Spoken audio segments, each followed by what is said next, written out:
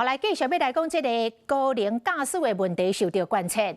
台中有民众伫超商的外口看到一个阿伯使用助行器，行路是行真慢，伊真正来行到车边，想袂到伊毋是等人来接送，是直接坐去伫驾驶座塞车就路。民众看到是真担心哦，讲这种的状况来塞车，敢袂伤危险咯？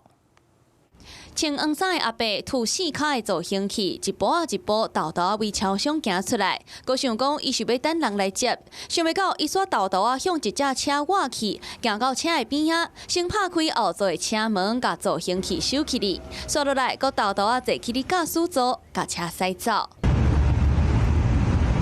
这幕互后壁的民众看甲硬气，讲阿伯行动遮尔无方便，敢会当塞车？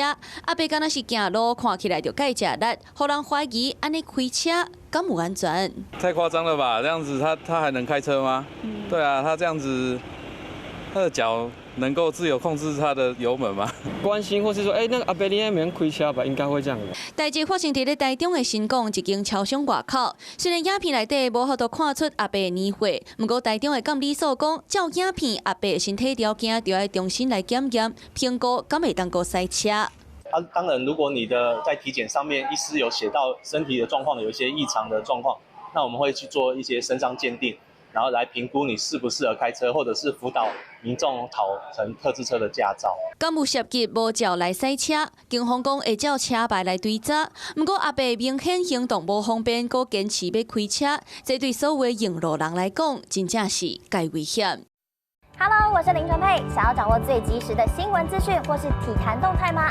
赶快按赞、订阅、开启小铃铛，锁定华视新闻的 YouTube 频道。